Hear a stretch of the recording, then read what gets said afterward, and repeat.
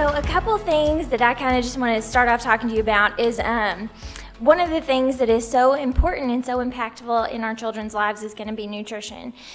There's so many ways that we need to incorporate nutrition into our life to not only make it incorporated into our daily lifestyle, but make sure that it's something sustainable as well. Is this the clicker?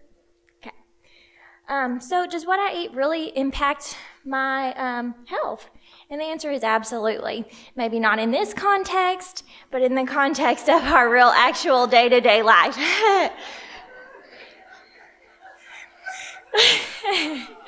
So ultimately, I believe that food is fuel. You wouldn't put cheap fuel in a Ferrari, right? We're going to put the best gas in our tank as possible to keep our vehicles running efficiently.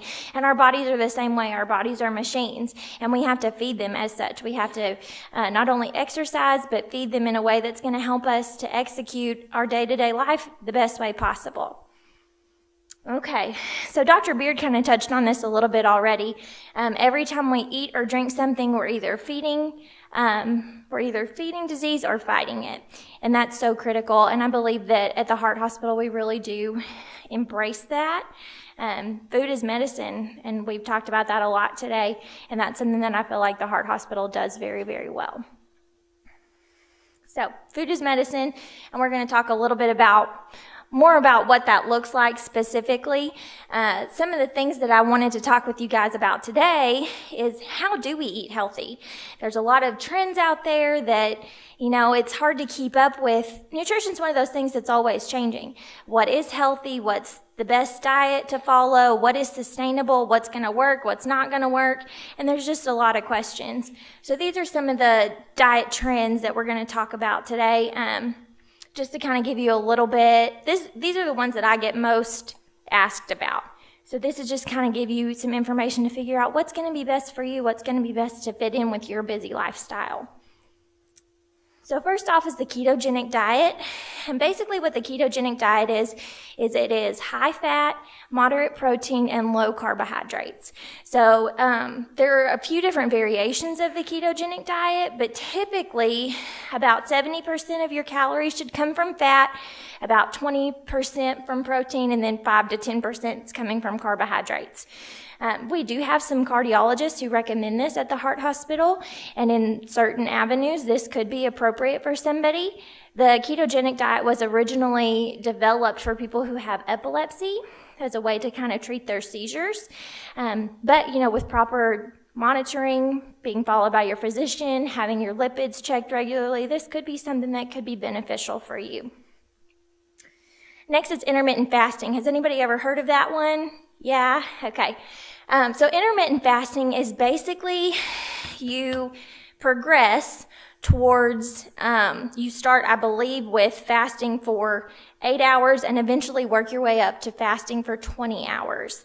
And so then you have a 4-hour window where you are not restricted on calories, you're not restricted on what you can or cannot eat, and it's basically a metabolic process that kind of goes on in your gut. Your body produces leptin and ghrelin, and the intermittent fasting is supposed to suppress those hormones so that you don't feel as hungry. Like Dr. Beard mentioned, your brain and your gut, they talk all the time, and it's constantly releasing hormones telling you, hey, I'm hungry, or hey, I'm full. And by suppressing those appetite triggers, that's one way that you're not going to feel as hungry. You're not going to have those cravings for that sugar and different things like that. And ultimately, a lot of people lose weight, and they're pretty successful on it. Okay, a juice cleanse. This is one of those things that I believe we have teeth for a reason, and that's just a personal preference. I like meat, and I like vegetables, and I like to chew my food. So, to each his own, but I feel like personally a juice cleanse is maybe just a calorie deficit. It may not be one of the best ways to lose weight. A detox diet's kind of the same thing. In the dietitian world, we have a joke is that we're all built to detox, and your liver does that automatically for you, so why would you want to intentionally drink something that's going to detox your body? So again, that's probably just more of a calorie deficit than anything. Okay, gluten-free. I feel like this is one that I get a lot of questions about the most, especially working with the diabetes population. What gluten is basically is it's a protein that's in flour, and when somebody has an intolerance or an allergy to that gluten, they just take the gluten out. Just because something is gluten-free does not make it carbohydrate-free, okay? And that's, again, just I feel like a big misconception that people have. So unless you do have some sort of allergy or intolerance to gluten, there's really not much of a benefit to cutting gluten out, other than maybe just avoiding some of those more processed carbohydrate foods, which we all need to avoid anyway. Okay, paleo. Have you guys heard of paleo diet? Yeah, I feel like this is one of the more common ones. It's also known as the caveman diet, okay? So basically what the paleo diet is you're getting back to eating real food, getting foods that come from the earth, okay? So it's foods in their most natural form. This is one that I've done some in the past, and I feel like it's a very sustainable lifestyle choice.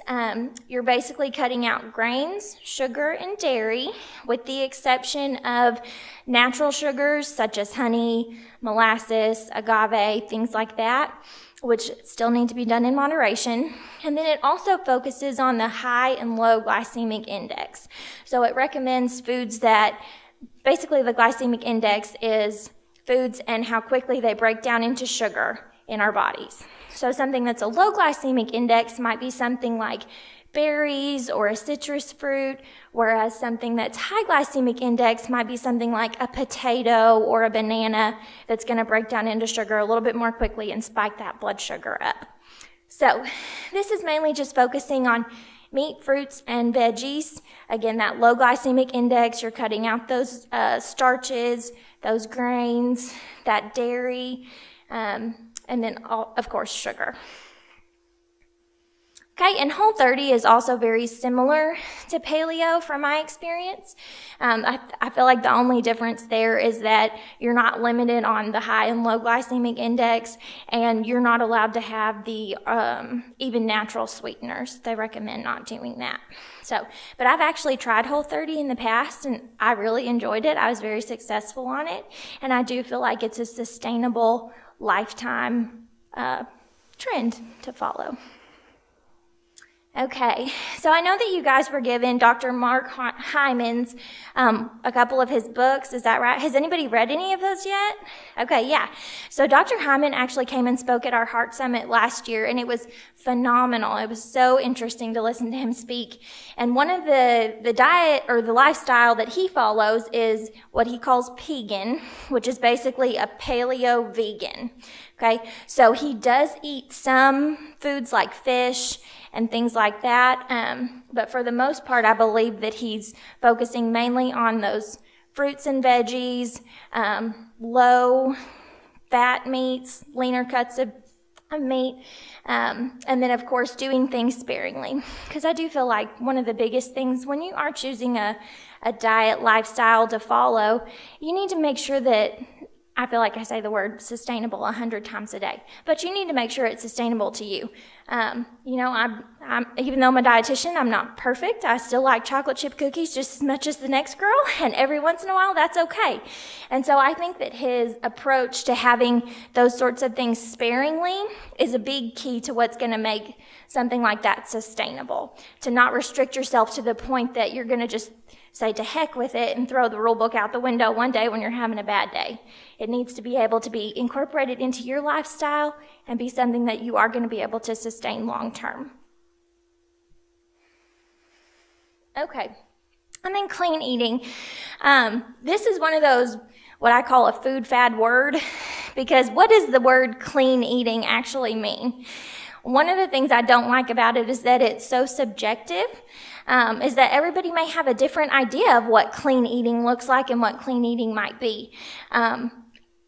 Overall, we just basically need to get back to the baseline of eating real food, okay? Eating food in its most natural form is what we're after. Okay, and what that looks like, that's going to be your lean meats, fruits and veggies, getting in that water. Fiber is going to be a big way to incorporate not only gut health, but to help you fill up and be more full and satisfied with your meals. There are two different types of fiber. There's soluble fiber and insoluble fiber. So soluble fiber, I teach my patients that soluble sucks. It pulls water into that GI tract, and it expands and causes you to fill up. So that's going to be things like your oatmeal, your grains, things of that nature. Whereas insoluble fiber, it works almost like a scraping tool. So think of that as like your apple peels, your more roughage, things like your kale, spinach, green leafies, that sort of thing. And we want to make sure that we're getting at least 25 to 30 grams of fiber per day.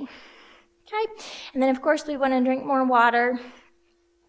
And then mindful eating is something that I kind of wanted to touch on with you guys as well. Mindful eating is basically eating with intention while paying attention. And mindful eating is one of those things that it's very up and coming in the dietitian world right now. It's actually been around since the 80s. It was developed by 2 registered dietitians, and it focuses on not only focusing on how your food is prepared, but how it tastes, being more appreciative and thankful for your meals, being more mindful of where that food came from, who prepared that, where was it grown, different things like that. And this is one that I specifically use this slide in the classes that I teach, and I think it's just spot on with being able to notice physical hunger versus emotional hunger. Is anybody in here a stress eater other than me? Okay, yep, there we are. And so this is one way that I've even noticed myself kind of going through and asking myself some of these questions. If it's a physical hunger, that's an actual need, okay? Your body is telling you that it needs food, it needs sustenance. And that's going to be gradual. It's going to be more open to different types of foods. You're going to have probably some physical hunger pangs. That stomach growling is going to be one. And you're able to stop eating when you're full. Whereas emotional eating comes on quick. It's going to be something specific. For me, it's a chocolate chip cookie. It's urgent, and it's usually paired with some sort of emotion. So just being able to differentiate between the two of those, I feel like, is a big step in the right direction. Because if you know and you're aware and you're able to address those differences, then you're able to do something about it and be proactive about it. And like we've talked about multiple times today, it's all about choices, day-to-day choices. And food is one of those things that you can't get around it. You're going to encounter it multiple times a day. And so you have to make those choices every single day to provide your body with good food that's going to fuel your body. Okay, so here's the 10 mindful eating questions, and I believe we have these on a handout for you guys, maybe? Okay, yes. Okay, perfect. Sue has these for you. So you'll be able to have these 10 questions with you, fold them up, keep them in your purse, pull them out when you feel like you might need it until you memorize them. But just some things to kind of ask yourself is, do I tend to stop eating when I'm full? Do I eat when I'm hungry rather than emotional? Do I pick at my food? Do I taste each bite before reaching to the next?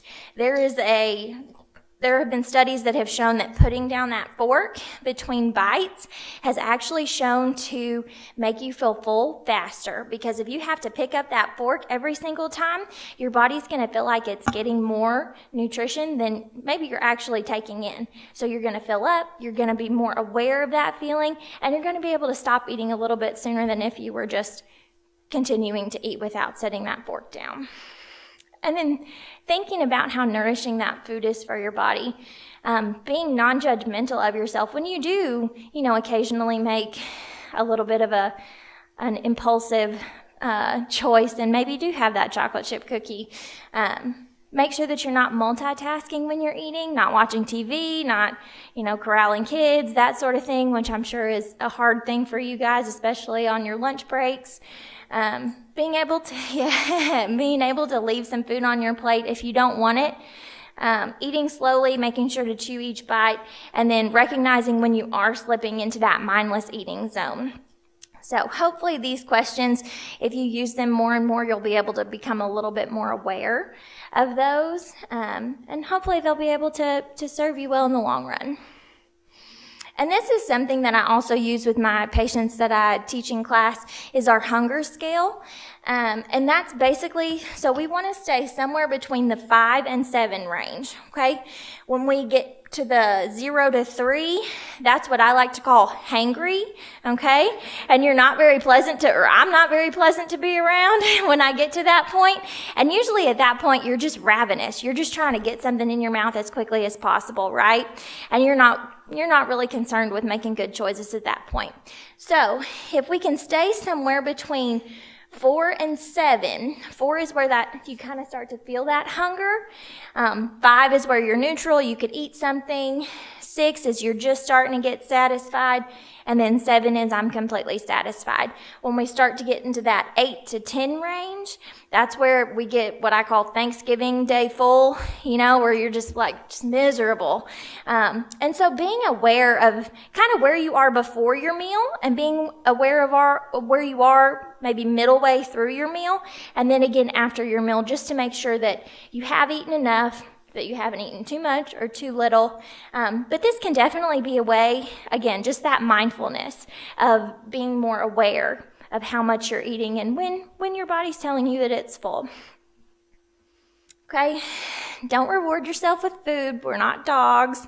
So when you have a really good week at school, or when you're, celebrating or whatnot, that's totally fine. But if you, accomplished your goal of walking 3 times for 30 minutes a week, don't reward yourself with a piece of cake. Go get yourself a manicure, go get your hair done, whatever that might look like for you guys. I don't know what you guys do for fun. I like to get my nails done. That's usually my reward, but okay.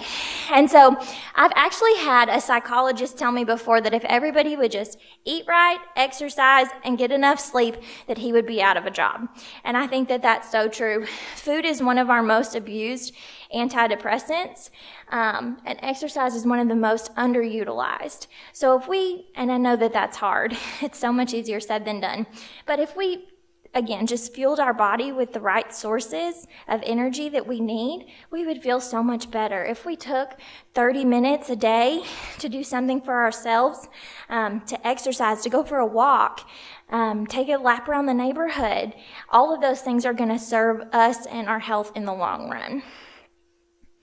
Okay, and so here's this, that dreaded, I don't have time to exercise. I thought this was funny. I named my dog 5 Miles so I can tell people I walk 5 miles every day. So instead of saying that we don't have time, try saying it's not a priority. That one stings a little bit more, doesn't it? Yeah, that carries a little bit more weight. And so it's about making those day-to-day choices. It's about making eating healthy food a priority. It's about making that exercise routine a regular priority in your life.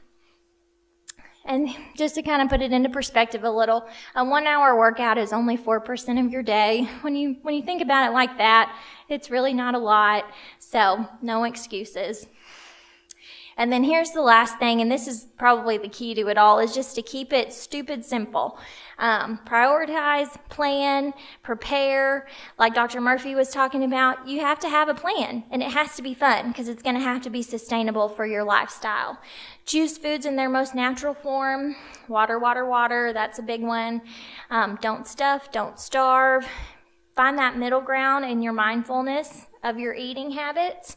Do something that's going to benefit your health every single day, and think of progress, not perfection. It is a day-to-day process, and that perfect practice makes perfect progress, something like that. So it's a day-to-day thing. So just ultimately know that you've got it. As long as you're still making plans and making steps in the right direction, that's a win in my book. So are there any questions? I wanted to leave a few minutes to maybe answer some of the questions that you guys had about those trends, those diet trends. Is there anything that you guys have questions about that you've tried or maybe wondered about?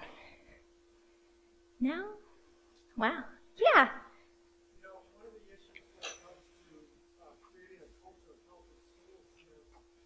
teachers have no time for a Yeah. that are trapped in the classroom with kids.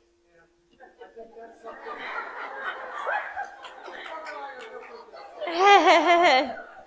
think that's something that you might have an opportunity to work through is how do you address these healthy eating lifestyles during the course of a school day in a logical way that kind of breaks through some of the, oh, you can't do that, you can't do this, things that have been done.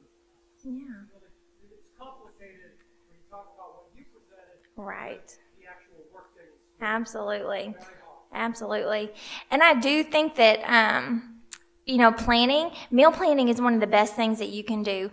I always have anywhere from 1 to 3 snacks on me at all times, just because I don't know what my day's going to look like from day to day. I travel to our satellite clinics, and I want to always make sure that should I, have to skip lunch or something like that, that I'm going to have a healthy snack on my person so that I know that I don't have to be forced with making maybe an unhealthier choice, because I know what my meals and what my snacks are going to look like as much as possible. And that's just one easier way to be more successful. So, any other questions? No? Okay. Thank you.